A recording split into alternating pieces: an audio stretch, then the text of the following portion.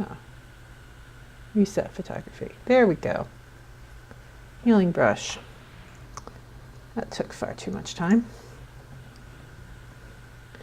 One of the cool things, Photoshop is remarkable in the way that it does allow you, like most people I know who do Photoshop, I know very few people who don't teach for a living who know the majority of what Photoshop does. Usually professionals learn what they are going to use and just use that. All right, because Photoshop is so humongous and does so many things for so many different people that it's almost impossible to know it all. Most people know a slice very well. And I would say that I'm probably in that thing. I've done video on Photoshop.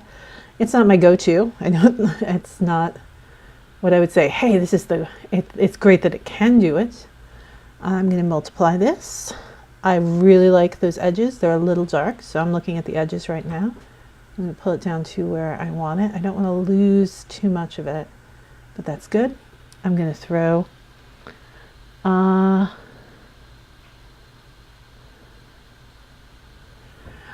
you know what, anyone who does a lot, I'm sorry, I was reading Biscobid's thing with the patience, practice, and experience. Yeah, it's hard. You want to be good at the beginning, and you're going to suck a lot when you start at anything. I mean, some of my early stuff, not good. What the heck? I want to paint. What am I trying to do? I'm trying to do a healing brush. I don't want a healing brush. I want this. It takes a lot of patience, but the practice is really important, and the way it looks easy is just because I have done it a lot. And if you watch more of these streams, you'll find out that I make a lot of mistakes. I go back. I don't plan these out. I know people who do similar kind of things where they kind of plan out the stream and they've done the piece beforehand. I did not know what this is going to look like when I started. I didn't know if this is going to work at all. But yeah, you have to really respect your edges and also know what softness your eyes allow. And it's really looking at things, because I was like, why does all my stuff look so fake? And I realized I had harsh edges, and the world doesn't have harsh edges.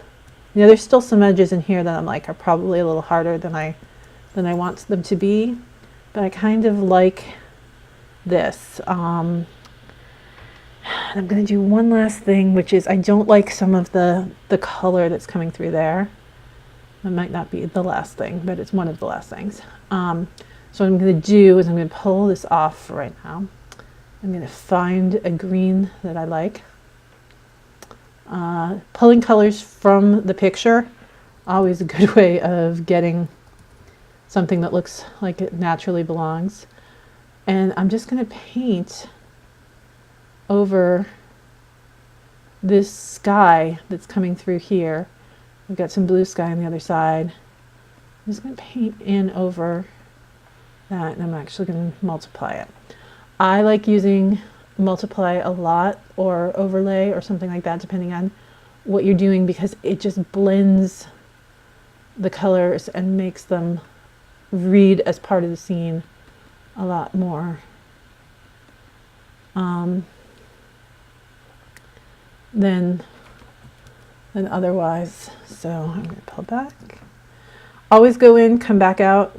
It's really important to check and see. Yeah, for some reason, okay, so looking, I realize I'm pointing to the screen, like looking up here and looking in here. Okay, those are the two things that I was not happy with. So if I pull that out, do you see this changes to some weird brown instead of this, which is more of a green brown? But that sort of works a lot better for me. The last thing that's bugging me is right down in here, and I've got an idea of how to fix it.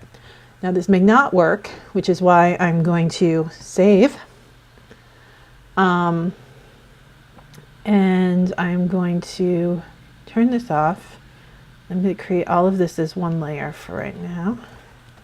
Underneath there. Devin! Hold on a second, I'm sorry. Devin's eating Tool. He's eating what? He's eating Tool.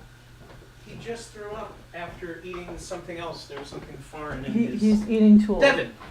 Devin! What the hell is your problem, you goofball?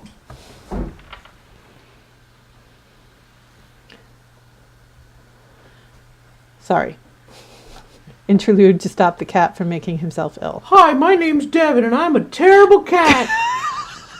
I know there's no camera here, but I just want to say, if you put something that's not cat food in front of me, I want to eat it too. Devin, Oh, goodness. I'll lock him in with me. Yeah, I like seeing them. I think that it's the teachers that I have seen, or the mentors that I've seen, who have just sort of shown, like, nobody wants to show when you're a this is my great idea here. Let's see if this works. I'm going to use the smudge tool to try to break up this edge here, because it doesn't look completely realistic, as how you would have some weeds coming in front of it. And I try to do that with the flowers, but it's not working that well. So I'm going to try to do it with little smears. And the importance is not to go too crazy, and just to do a few to get the impression. And this is, it takes a lot of judgment, and it doesn't always work. And sometimes the judgment is knowing, hey, this did not work at all. But there's a word that is exactly what I, moderation. Sorry, couldn't come up with the word. Sorry. So, yes, the mentors that I have been with or taught with or whatever, who have shown some of their early work in classes. Like, you don't have to put it out for the world to see, but if you're teaching something and you say, okay, yeah, this is where I started. Because I think a lot of people buy into the overnight success, or the talent is everything. And I think that some people have a unique way of looking at the world and seeing something and communicating that, but that's talent. That's where the talent comes in for me. But knowing how to make a program do what you want, or, like an effect work, I don't think that's talent so much as knowledge and practice. Okay, yeah, and knowing that bluebells don't do that, Kat, so why the hell are you smudging the bluebells? That's, something that you need to learn. Don't get smudge happy.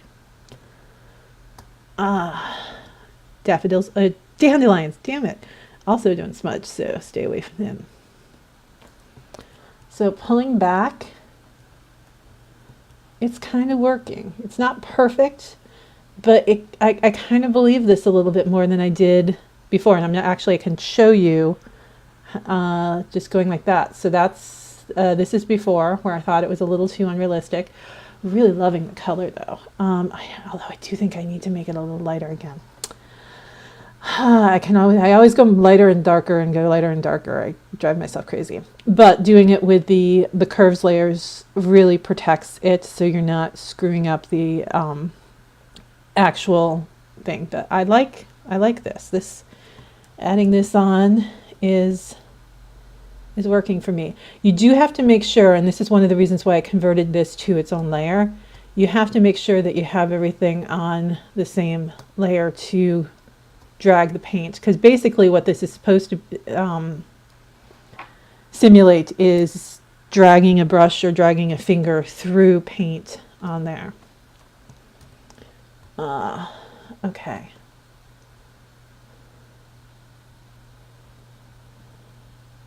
You can see a little bit of the leg here, which I'm liking.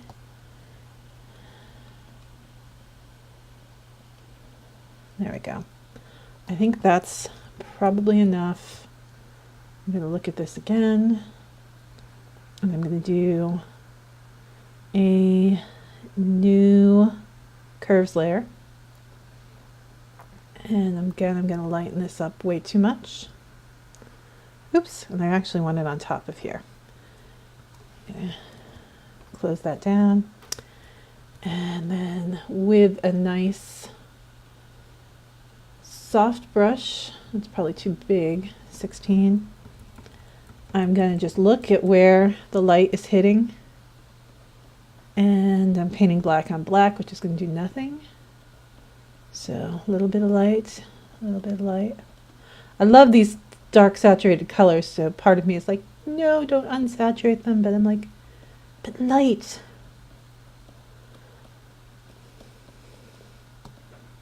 But light. A little bit on the arm, a little bit on the face. And again, turn it off, turn it on. Actually go back a little further. Turn it off, turn it on. You can see that light. So, because this is this dress, this is probably going to be WanderColor, I want to say 5. It could be 4. But that's... Hi, Scrints. You are coming in just as I'm finishing up. So, if you have any questions, you can ask them. But actually, I'll do a quick... I don't usually do this, but let's just go through real quick and see if Kat can remember everything she's done in this piece. So, starting out this background at a neighbor's house, and I've started using, when I remember, using this traffic cone to help me with scale, and then I get rid of the traffic cone. I brought in Blythe, and she had a weird arm thing going on, but I've gotten rid of the offending arm. I did a contrast change on her. I brought some bluebells in front of the dress, and then I made this all one layer, and then I added my painting effect to it. And what was this? This was adding the green to the top because I didn't like what it was doing there. It's weird, these aren't the order that I did everything in, but it's making it more golden, darkening down some of the background, doing a light on her, adding a shadow because I had forgotten to add a shadow, and it was a fairly important piece. And then this is all of that together and bringing in some little... I'm going to come in a little closer so you can see what that does. That brings in the little edgings here, so it's not quite as perfect, and the grass is overlaying her a little bit. And then finally, the texture, just to make it look a little older. So there you go. Those are the basic parts of it. It just takes a lot of time, takes a lot of patience, takes a lot of working with layers and masks, and really cultivating those masks as you go. This one will be up tomorrow, and thank you for stopping by, and I hope you have a great day. Ciao.